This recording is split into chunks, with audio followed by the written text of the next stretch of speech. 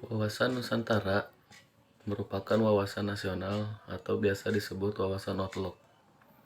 Bangsa Indonesia yang selanjutnya dapat disingkat Wasantara. Wawasan nasional merupakan cara pandang bangsa terhadap diri dan lingkungan tempat hidup bangsa yang bersangkutan. Secara etimologi, kata Nusantara berasal dari dua kata, wawasan dan Nusantara. Wawasan dari kata wawas atau bahasa Jawa yang artinya pandangan. Sementara kata Nusantara berasal dari kata Nusa dalam bahasa Sanskerta yang berarti pulau. Secara etimologis, wawasan Nusantara merupakan pandangan bangsa Indonesia terhadap lingkungan tempat berada termasuk pada diri bangsa Indonesia itu sendiri. Sumber historis, sosiologis, dan politik tentang wawasan Nusantara. Latar belakang historis wawasan Nusantara. Lahirnya konsepsi wawasan Nusantara bermula dari Perdana Menteri Insinyur Haji Juanda Kartawijaya yang pada tanggal 13 Desember 1957 mengeluarkan deklarasi yang selanjutnya dikenal sebagai Deklarasi Juanda. Isi pokok deklarasi ini adalah bahwa lebar laut teritorial Indonesia 12 mil yang dihitung dari garis yang menghubungkan pulau terluar Indonesia. Dengan garis teritorial yang baru ini, wilayah Indonesia menjadi satu kesatuan wilayah. Laut di antara pulau bukan lagi sebagai pemisah, karena tidak lagi laut bebas, tetapi sebagai penghubung pulau. Wawasan Nusantara semakin kuat setelah adanya keputusan politik negara, yakni dimasukkannya ke dalam pasal 25A Undang-Undang Negara Republik Indonesia 1945 yang menyatakan Negara Kesatuan Republik Indonesia adalah sebuah negara kepulauan berciri Nusantara dengan wilayah yang batas-batas dan hak-haknya ditetapkan dengan undang-undang. Menurut pasal tersebut, negara Indonesia dicirikan berdasar wilayahnya. Latar belakang sosiologis wawasan Nusantara berdasarkan sejarah. Wawasan Nusantara bermula dari wawasan kewilayahan. Ingat Deklarasi Juanda 1957 sebagai perubahan atas Ordonansi 1939 berintikan mewujudkan wilayah Indonesia sebagai satu kesatuan wilayah, tidak lagi terpisah-pisah. Sebagai konsepsi kewilayahan, bangsa Indonesia mengusahakan dan memandang wilayah sebagai satu kesatuan. Namun seiring tuntutan dan perkembangan, konsepsi wawasan Nusantara mencakup pandangan akan kesatuan politik, ekonomi, sosial budaya, dan pertahanan keamanan, termasuk sebagai satu bangsa. Sebagaimana dalam rumusan GBHN 1998 dikatakan wawasan Nusantara adalah cara pandang dan sikap bangsa Indonesia mengenai diri dan lingkungannya, dengan mengutamakan persatuan dan kesatuan bangsa serta kesatuan wilayah dalam penyelenggaraan kehidupan bermasyarakat, berbangsa, dan bernegara. Di sini saya yang bernama Muhammad Antar Hasbalah dari DM2 akan mendeskripsikan esensi dan urgensi wawasan Nusantara. Wilayah Indonesia sebagai satu kesatuan memiliki keunikan antara lain. 1. Bercirikan negara kepulauan. 2. Luas wilayah. 3. Jarak utara selatan dan jarak utara timur. 4. Terletak di antara dua benua dan dua samudra. 5. Terletak pada garis khatulistiwa. 6. Berada pada iklim tropis dengan dua musim.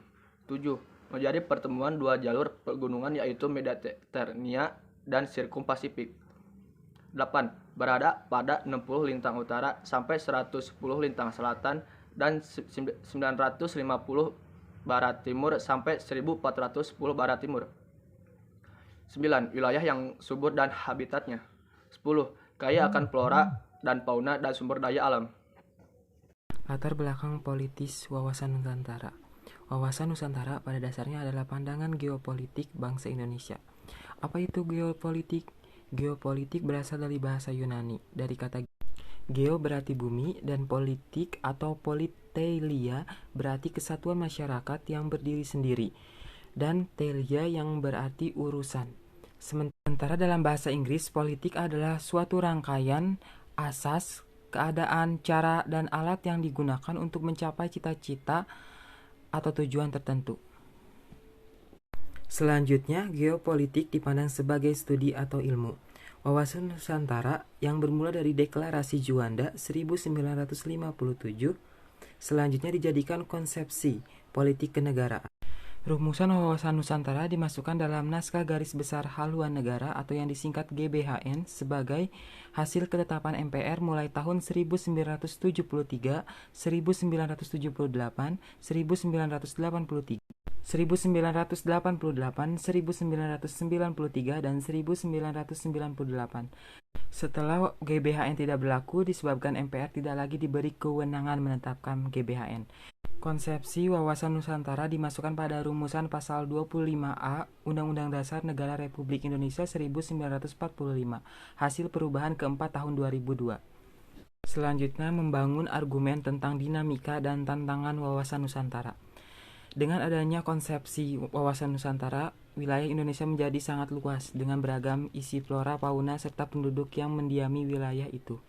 Namun demikian, konsepsi wawasan Nusantara juga mengajak seluruh warga negara untuk memandang keluasan wilayah dan keragaman yang ada di dalamnya sebagai satu kesatuan.